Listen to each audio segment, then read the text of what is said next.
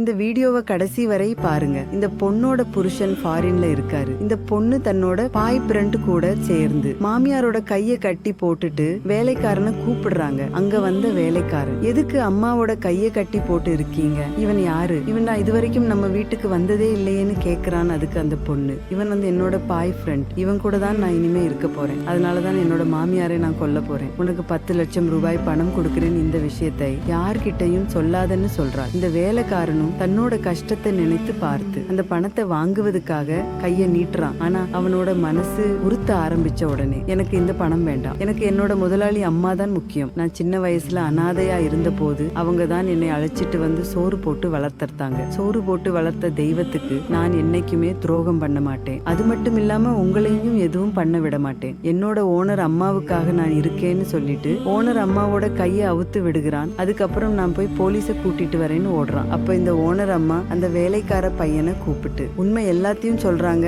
இங்க நடந்தது எதுவுமே உண்மை கிடையாது. நான் தான் என்னுடைய மருமகள் கிட்ட சொல்லி இந்த மாதிரி ஒரு நாடகத்தை நடத்த சொன்னேன். இன்னும் கொஞ்ச நாள்ல என்னோட மருமகளும் என்னோட மகன் கூடயே போய் ஃபாரின்ல செட்டில் ஆக போறான். இங்க என்ன யாரு பார்த்துப்பாங்கன்னு சொல்லி ரொம்ப கவலைப்பட்டாள். அப்பதான் நான் சொன்னேன், நீ என்ன பார்த்து பண்ணு. ஆனா அதை என்னோட மருமகள் நம்பவே இல்லை. அதனாலதான் நான் இந்த மாதிரி ஒரு நாடகத்தை நடத்தினேன். இப்ப அவளுக்கு புரிஞ்சிருக்கும், நீ என்ன நல்லா பார்த்து பண்ணுன்னு சொல்றாங்க. ஏழ்மையிலும் நேர்மையாயிருந்த இந்த வேலைக்காரரோட செயல் உங்களுக்கு பிடிச்சிருந்தா இந்த வீடியோவுக்கு ஒரு லைக் போட்டு கமெண்ட்ல சூப்பர்னு கமெண்ட் பண்ணுங்க.